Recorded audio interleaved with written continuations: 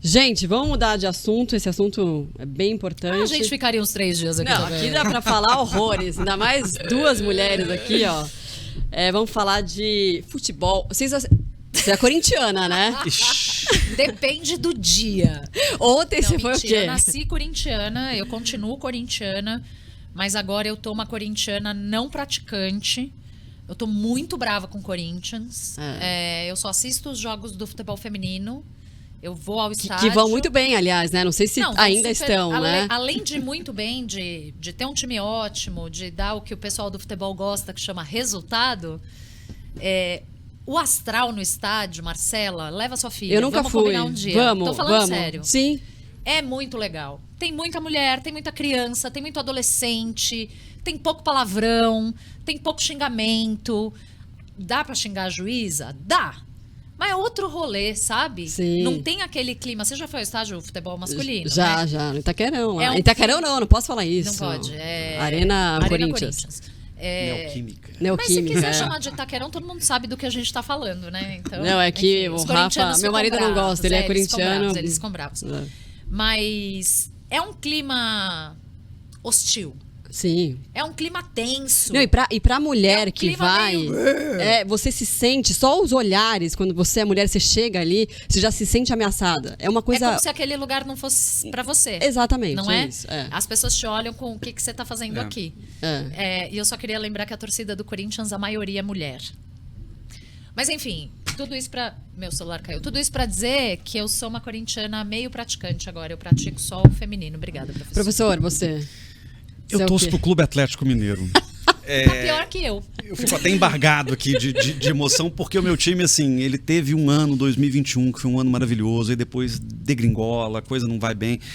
E morando em São Paulo há quase 20 anos, torcer pro Galo é um exercício também de resistência, porque não é só o meu time, mas é o bullying que eu recebo de todo o resto do ecossistema muito paulistano sofrimento. Que vai fazer bullying, seja Palmeiras, seja Corinthians, etc. Quando Você o Galo tá na terapia bem, já por causa disso. há muitos anos, mas assim, quando o Galo vai bem, eu tô bem.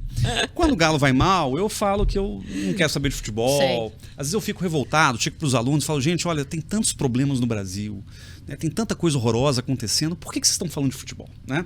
Mas quando o Galo tá bem, a gente volta com Fala, um tem assunto. tanta coisa horrível acontecendo no Brasil, vamos falar de futebol. Mas essa é a parte boa do futebol, né? Porque ontem a gente viu mais uma vez uma cena lamentável, né? Várias cenas lamentáveis de gritos homofóbicos da torcida corintiana, o Corinthians que jogou ontem contra o São Paulo. Em relação aos jogadores, em relação ao time, o Ministério Público então abriu hoje um inquérito para investigar. A gente tem a matéria do G1, só para a gente dar o crédito aí. O Ministério Público abre inquérito para investigar gritos homofóbicos durante a partida entre Corinthians e São Paulo. No segundo tempo do jogo, o árbitro chegou a paralisar o clássico na Neoquímica Arena por causa dos cantos preconceituosos entoados pela torcida do Corinthians. Ato foi relatado na súmula da partida. Professor Itati, óbvio, quem deve ser punido num caso desse, hein? Ou precisa refazer as pessoas, tô brincando. Olha, Precisa terminar o mundo e começar de novo. Ou precisa começar do zero. Assim, eu vi as cenas de ontem, eu fiquei pensando, cara, a gente não tá mais na década de 70. É uma coisa tão... Em que esse tipo de coisa era normalizado e fazia parte era até de uma... bonito, né? Assim, fazia parte de provocação e tal.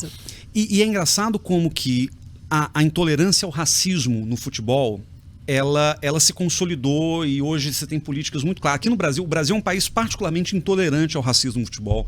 Episódios pontuais foram punidos pelo STJD, etc. Na Europa ainda é muito comum, infelizmente, inclusive contra jogadores brasileiros.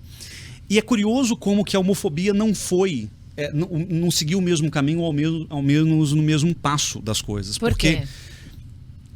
Bom, talvez porque a sexualidade ainda seja um tabu enorme no futebol.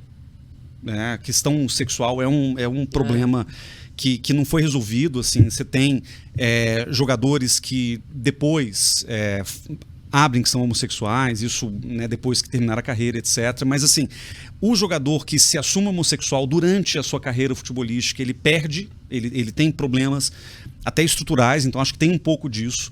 Né? A homossexualidade é um tabu diferente da questão racial. né, que sempre foi, aliás, a nossa vitrine para o mundo, aquela história, o Brasil não tem racismo, olha o Pelé. Né, o que é um horror também, mas o que eu quero dizer é o seguinte... como é que... Da democracia racial brasileira, que se expressa no futebol mito, e etc. Mito. Não, é um mito. E assim, mas no caso da sexualidade, eu acho que isso ainda é uma barreira importante, que no futebol feminino é menos problematizado, a coisa é mais tranquila, no futebol masculino ainda é muito forte. E essa questão da sexualidade sempre foi um ponto de provocação entre torcidas e etc. Eu digo sobretudo em relação ao São Paulo. São Paulo, porque é isso. Em Belo Horizonte também tinha. Mas aqui em São Paulo é o gambá, o porco tem essa cultura, e o Bambi. Né? Cultura preconceituosa, né? Essa música, que é um jeitinho de você desagradar o seu adversário. Né? Então você vai chamar o corintiano de gambá, o palmeirense de porco e o São Paulino de Bambi. Como uma provocação. E é sempre contra o São Paulo. Essa musiquinha que a torcida canta tem a ver com vai pra cima deles da bicharada. Essa é a música. E eu tenho essa impressão, assim, que ano é hoje?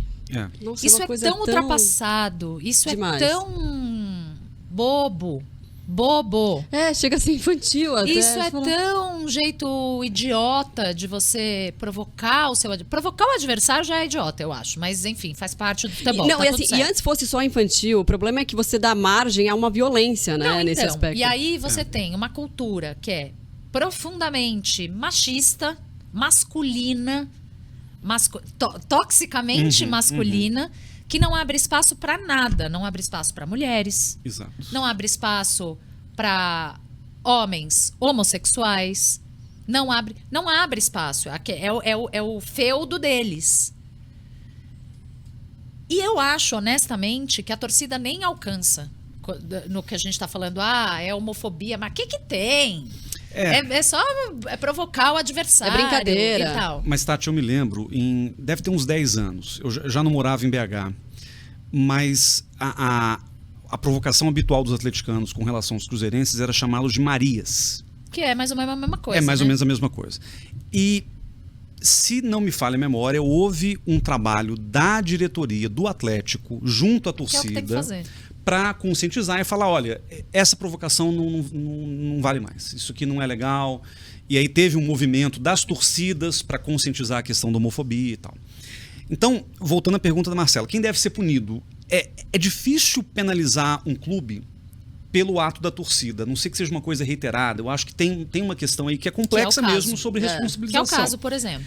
E agora, o Corinthians aparentemente vai perder mando de campo, acho que tem aí punições possíveis, né, os pontos do jogo que venceu e tal. Mas eu acho que caberia ao Corinthians agora, num momento inclusive de mudança de técnico, etc., talvez coubesse ao Corinthians, a direção, vai ter eleição agora, de pensar estratégias para falar com a massa do Corinthians. Aliás, porque a segunda maior torcida do Brasil. Porque tem responsabilidade social, isso. É uma torcida, é um time que tem responsabilidade social, que lida com pessoas. Exato. E o Corinthians já foi multado por isso. Fez um acordo com a STJD, R$40 mil, acabou, encerrou o assunto. Que não é nada para um time, Quem aprendeu com isso? Não é nem cócega, né? Quem aprendeu com isso? Porque eu concordo, eu acho um pouco complicado também você punir o time. Mas uma vez que o time, o time, enfim, não faz nada com isso. E outra, você vai fazer o quê? Você vai punir criminalmente os torcedores? Você vai pegar a imagem da TV e identificar uma massa de gente cantando. Não dá. Você tem que acionar o clube mesmo. E de qual é o pior jeito? É tirar os pontos que ele ganhou, já que só estão interessados em resultado? Então que se tire os pontos ganhados naquele jogo e que se provoque o clube a fazer uma ação como essa. Já tinha que ter feito lá atrás antes de contratar o Cuca. Então, quer dizer, é a segunda demonstração que o Corinthians dá, ou a torcida do Corinthians dá, parou no tempo, gente. Porque o próprio movimento Respeita as Minas do Corinthians é um movimento que foi bem, né? Claro, teve o episódio agora do Cuca, lindo, né? Teve esse episódio. E esse episódio mostra que é só marketing, Marcela. Porque se eles se importassem com o que dizem as mulheres, eles não iam consultar a maior torcida do Corinthians. Ou eles iam ouvir as reclamações das mulheres depois da bobagem feita. Exato. E não ouviram. Não ouviram. Para além de tudo, a contenção de crise no Corinthians foi horrorosa. Assim. Eu conversando com amigos que fazem isso profissionalmente, com empresas e tal, do ponto de vista da marca... Gerenciamento de crise zero. O gerenciamento de crise foi uma merda, entendeu? Foi muito ruim. A ação foi ruim, né? A atitude de contratar o técnico foi ruim. O jeito como eles lidaram com isso foi ruim. E agora a gente precisa olhar para isso, precisa fazer alguma coisa. Esse episódio e aqui eu não tô falando porque é o Corinthians, eu acho que qualquer clube tem que ter essa responsabilidade. Ia até fazer uma pergunta, mas eu lembrei, preciso chamar o Lucas, que está esperando a gente, o Lucas Faraldo, que participa aqui, vai ser host também dos programas jornalísticos aqui do Flow News. Ele está na linha aí com a gente? Eu tô. Alô, Lucas. Precisa colocar o fone. Que faz parte. Eu tô aqui desde o começo com o fone, que faz parte do meu corpo. Então. Eu tava viajando aqui. Lucas, bem-vindo. Bom ter você aqui no time com a gente. Prazer. A gente não se conheceu pessoalmente ainda, mas não faltarão oportunidades. Você que vai estrear amanhã. Mas a gente fala no final. Antes, vamos falar de Corinthians. O que você achou dessa história? A gente tava falando aqui de punição. O que você pensa sobre isso? Boa noite, Marcela, Tatiana, Guilherme. Estava acompanhando a discussão aqui, concordo muito com o que a Tatiana falou sobre o movimento, né, recente pela contratação do Cuca, a revolta de parte da torcida, como isso soa hipócrita pelas campanhas do Corinthians. E mais uma vez o Corinthians no meio de um turbilhão de um assunto que acaba sendo extracampo, né, e que estão correlacionados, né, com minorias, ou pelo menos esses grupos minorizados, né, que são as mulheres e agora a comunidade LGBT. Particularmente, voltando a essa primeira pergunta que você levantou, eu acho que a punição, nesse caso, para o ambiente de futebol, né, para essa esfera do futebol, ela só vai fazer algum sentido ou ter algum resultado prático se houver a punição contra o clube, porque eu acho que é a única forma do torcedor se sentir de fato prejudicado. E na prática eu não consigo imaginar também 40 mil pessoas, ou a grande maioria dessas 40 mil também, para não criar uma generalização completa ali, porque acredito que, inclusive, no meio dos 40 mil corintianos que estavam ontem no estádio, com certeza tinha torcedor da comunidade LGBT, mas é impossível você identificar aqueles torcedores e fazer alguma punição contra as pessoas, né, contra os CPFs. Então, eu não vejo outro cenário, e já há, inclusive, isso previsto na legislação esportiva, que não seja punição contra o clube. Porque eu acho que é a melhor forma de você educar o torcedor que em 2023 ainda não entendeu o absurdo. Cortando na carne ali, né? Nessa punição podia vir também uma obrigação de uma ação educativa, você não acha, Lucas? Eu acho, isso já aconteceu especificamente no caso do Corinthians, porque acho que esse clássico Corinthians e São Paulo é um dos principais exemplos, né, de palco assim, desses episódios homofóbicos. O Guilherme também citou o Atlético Mineiro e Cruzeiro. No Rio de Janeiro isso acontece muito contra a torcida do Fluminense. É uma situação um tanto quanto inexplicável, assim, mas em 2014, salvo engano, o Corinthians também acabou indo a julgamento no STJD por conta dessas situações de gritos homofóbicos contra o São Paulo, e o Corinthians chegou a emitir um comunicado, um manifesto, ele definiu como um manifesto, pedindo para a torcida do Corinthians, que na época a arena tinha sido recém-inaugurada, e os torcedores criaram ali nos primeiros meses, anos de arena, quando ainda nem chamava, né, o Química Arena, uma cultura inspirada até em outros países de quando o goleiro vai cobrar um tiro de meta, gritar e aí quando o goleiro bate o tiro de meta faz o xingamento, ou usa o termo bicha, né, como se fosse um xingamento ali no jogo, e o Corinthians já estava temendo que isso fosse gerar uma punição de pontuação, de perda de mando de campo, de portão fechado, e ia ter que jogar sem torcida e, consequentemente, sem receber ali a bilheteria. E o Corinthians chega a fazer um comunicado para a torcida. Aos poucos, esse grito do "ô, bicho" até foi, de fato, comedido e acabou. Né? Mas, especificamente em clássicos contra o São Paulo, essas adaptações em músicas da própria torcida do Corinthians, elas seguem acontecendo nesse teor homofóbico. Isso não mudou em absolutamente nada, a gente está falando de quase 10 anos. Então, por mais que o Corinthians tenha até tentado, ainda que pontualmente, essa campanha, que ele definiu como um manifesto, ficou muito pelo caminho. Quer falar, professor? Bom, é lamentável, né? A gente... Você entendeu agora porque eu sou uma corintiana não praticante? Entendo. E assim, o que me deixa mais triste da história toda, quer dizer, além de todo o episódio que é lamentável, é porque o Corinthians, olha que eu torço pro Galo, mas o Corinthians é o time que, vamos dizer, determinou todas as grandes tendências democráticas do futebol brasileiro. Verdade. Isso é mais triste, né, há 40 anos. Então, é importante que o clube entenda isso e use, falando em marketing, né, se for necessário uma medida de marketing, ainda que seja superficial, mas que use isso a favor do time e a favor de uma conscientização dos clubes de uma maneira geral com relação a isso. Porque tanto homofobia quanto racismo deveriam ser absolutamente banidos do futebol. A gente sabe que isso é o mundo ideal e na vida do futebol tem essa toxicidade muito tipicamente masculina, mas eu acho que... Mas a gente precisa avançar, agora é a hora, agora é o momento. Lucas, cadê o Lucas? Oi. Conta então, amanhã que horas que a gente pode te ver, hein? Tá animado? Amanhã é meio-dia. Tô animado, tô com friozinho na barriga. Mas meio-dia a gente estreia. Mais um programa aí da casa, do Flow News. Aos pouquinhos a nossa grade de programação vai crescendo, né? E vou te fazer companhia nessa grade de programação agora de segunda a sexta, só que é o meio-dia. É todo legal, dia? Segunda a sexta? Quanto tempo? Segunda a sexta, live de meia hora no primeiro momento. Do meio-dia ao meio-dia e meio, tocando nos principais assuntos do dia que estão repercutindo no Twitter, nas redes sociais.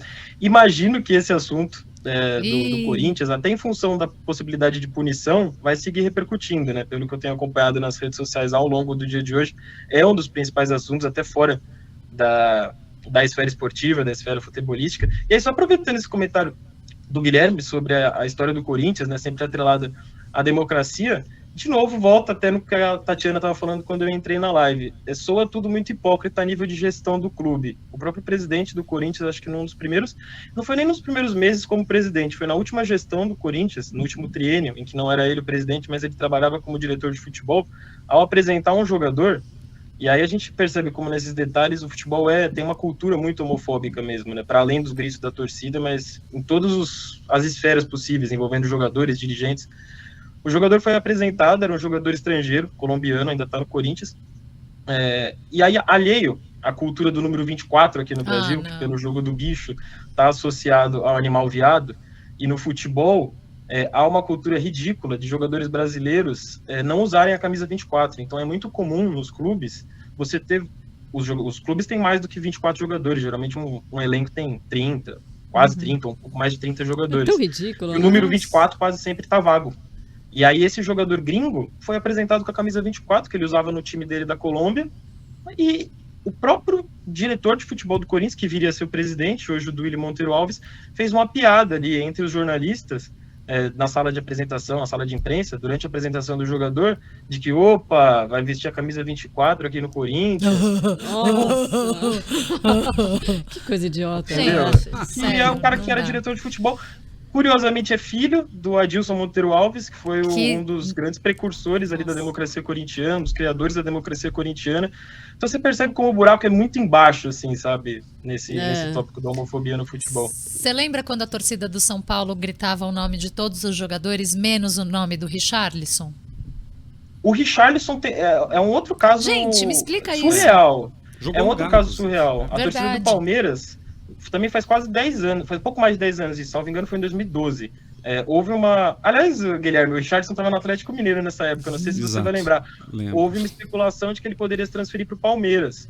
Cara, no dia seguinte, uma das principais torcidas, a principal torcida organizada do Palmeiras, foi até a porta do centro de treinamento do Palmeiras, na Avenida Marquês de São Vicente, uma avenida movimentada, à luz do dia, e estendeu uma faixa, à luz do dia, na frente das câmeras da imprensa, se tinha polícia ali, qualquer pessoa que podia ver, criança, uma faixa, a homofobia veste verde, se orgulhando disso e protestando contra a possibilidade de o Richarlison se transferir para o Palmeiras. E o Richarlison só viria a se assumir bissexual depois de se aposentar, porque ele sabia que isso ia fazer com que ele não fosse contratado por nenhum clube nesse cenário homofóbico do futebol. Nossa, que tristeza, né? Muito e eu me triste. lembro desse episódio porque eu dava aula numa faculdade que ficava próximo ali da Polícia Federal, na Lapa. Sei. E eu passava todo dia pelo Marquês de São Vicente, pelo CT do Palmeiras, inclusive. E é deprimente. Eu lembro dessa faixa. E naquela época, faz 10 anos, um pouco mais de 10 anos, sei lá. Ali já era traumático. Agora, 10 anos depois, com todo o debate tendo evoluído para onde evoluiu, isso não deveria nem estar sendo discutido. Pois infelizmente, a gente ainda tem que quebrar a cabeça sobre isso. Agora, Lucas... Você até percebe que há pequenas evoluções, assim, ou tentativas de evoluções. A CBF instaurou esse ano, inclusive, o que deve, aliás, aumentar a possibilidade de punição do Corinthians nesse caso, no regulamento geral de competições, a homofobia como algo que passa a ser realmente suscetível à punição. Porque antes não existia o termo homofobia no regulamento das competições de futebol aqui no Brasil. Agora existe, a partir de 2023. E aí está previsto a possibilidade de perda de pontos, de você ser proibido de contratar jogador, de registrar jogador. Tem que ver se alguma coisa assim mais drástica, a esse nível de perda de pontos ou de proibir fazer contratação, realmente vai ser colocada em prática. A FIFA, por exemplo, na esfera máxima do futebol, também já chegou a punir em 2018 algumas seleções, na verdade as federações, né, relacionadas às seleções, com multas e perda de mando de campo em jogos das eliminatórias para a Copa de 2018, por conta de gritos homofóbicos das torcidas também em jogos das eliminatórias. O México, aliás, a torcida do México é reincidente nesse caso. A FIFA abriu uma investigação por conta de gritos agora da Copa do Catar em 2018.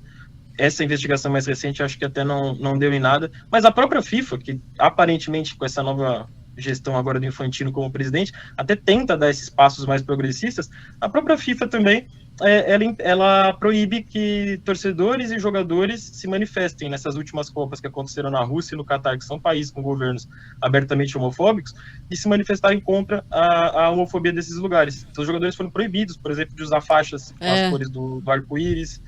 A seleção da Bélgica ia entrar com uma camisa escrito Love, também colorido, e isso foi proibido pela FIFA. Então, assim, você percebe que é tudo muito hipócrita ainda nesse campo de tentativa de combater a homofobia no futebol.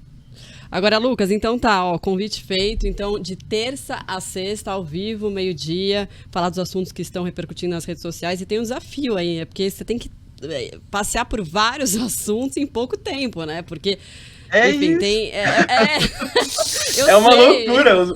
Eu fui aí no estúdio gravar uns pilotos, e é uma loucura, assim, eu tô ansioso, porque isso, a gente não sabe o que vai estar bombando na hora ali, na manhã, né, vai descobrindo meio ao vivo. Eu sempre trabalhei com esporte, então o esporte até domina um pouco, ainda assim, não muito, né?